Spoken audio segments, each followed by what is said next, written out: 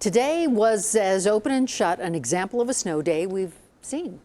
Except it wasn't, because we are living in a pandemic and none of the old rules apply. Instead of enjoying this, well, students in Jeffco spent the day inside, learning over their laptops. DPS opted to start the day 2 hours late and then went remote. And that decision puzzled school board member Tay Anderson from Denver, who told parents they should give their kids a day off and blame it on him. Well, we asked Anderson about that today.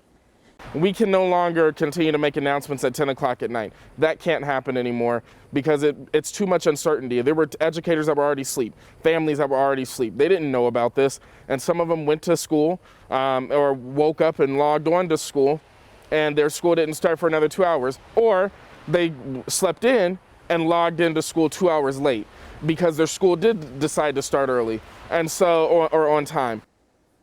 Now, DPS told us it understands the move to remote learning on short notice presents challenges, but that students they've just lost too much learning time to skip a day.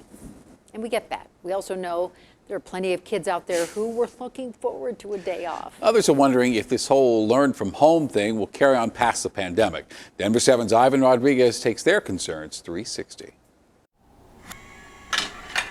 For some, snow days create important memories in a student's life. But in a year that's been anything but normal, are snow days even a necessity? What does a snow day mean? For Ashley and her son, it's an easy answer. It's the perfect day to create a memory. Ashley's son, Jace, is in 3rd grade and is a student in Jeffco Public Schools, one of the few districts that chose to stick with remote learning Thursday.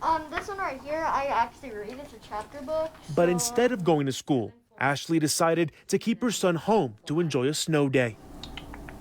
I really think, kids are being taught to, grow up and be disciplined and have their responsibilities, which is great, but it's kind of the only spontaneous vacation break that kids get.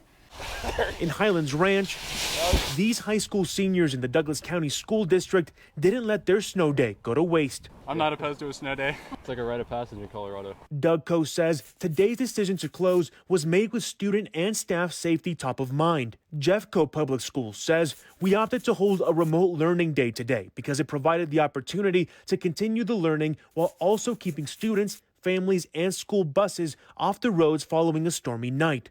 Denver Public Schools provided a similar response, saying in part, "We feel it's important to do whatever we can to maximize academic instruction. But is there a balance between education and relaxation?" Jason Seidel with the Colorado Center for Clinical Excellence says the mental health benefits are huge. Yeah, being stuck at home makes it matter so much more.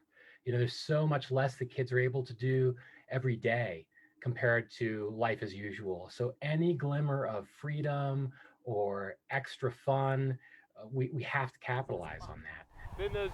Whether it's being outside snowboarding or playing at home, snow days hold a special place for many Coloradans. Think about what you remember from childhood. And if you grew up in a climate that had snow, you remember those snow days. They were important and they stick for a reason. With remote learning as an option for many districts, the future of these coveted days are up in the air. Ivan Rodriguez, Denver 7. Yeah, those were fun days, Yes. I have to admit. And judging by Twitter and Facebook, we're guessing you have an opinion on this. And we want to hear all about it. Tell us about the snow day that wasn't with an email to 360@thedenverchannel.com. Also, if you have photos or videos of your dogs out in the snow, send us those too. We want to see them.